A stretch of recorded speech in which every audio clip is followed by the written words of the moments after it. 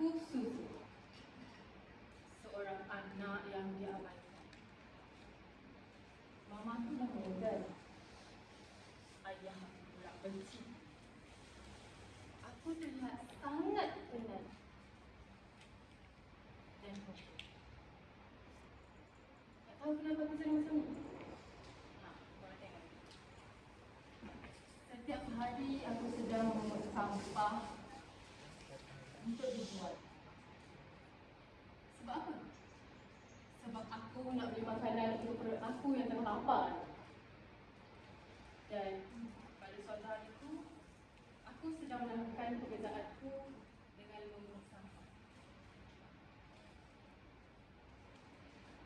Tanpa aku sedari, aku sudah berada di sekitar kawasan sekolah.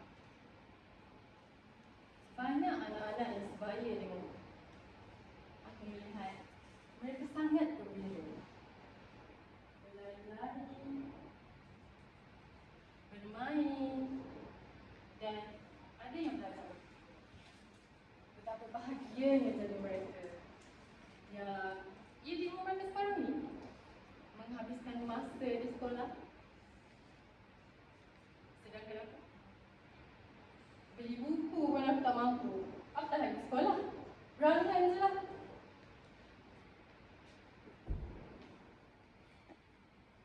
Tapi apakah aku masih boleh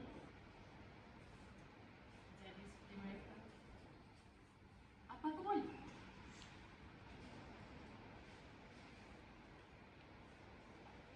Ni kan diri aku. Dah 12 tahun aku masih dalam keadaan mengemis macam ni. Dengan baju yang kotor, muka yang kusam, dan bau badan yang tak ada satu orang pun nak kawan dengan aku. Sepatutnya di usia aku sekarang ni, aku dah pakai baju seragam sekolah, baju cantik-cantik, gaklah sebuah beg, dan tentunya kasut yang bagus. Aku terus mengutip sampah di tanah. Sedang gigih aku bekerja, aku sedari ada sosok tubuh yang aku kenali. Ayah. Ayah? Siapa yang kau? Budak, kau dengar tu? Dari dulu sampai sekarang, aku tak pernah ada anak. Jangan kau panggil aku ayah kau lagi. Pergi ke sana.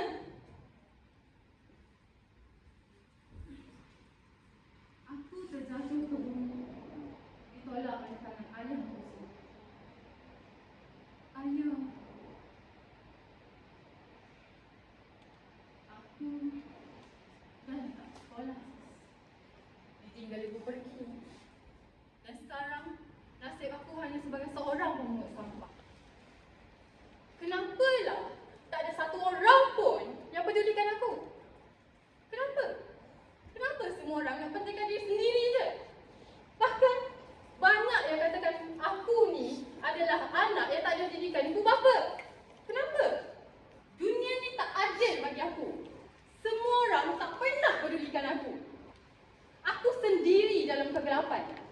Aku dipermalukan sampai aku takut sebias cahaya pun menari diriku. Hari mulai gelap. Aku harus berada di tempat.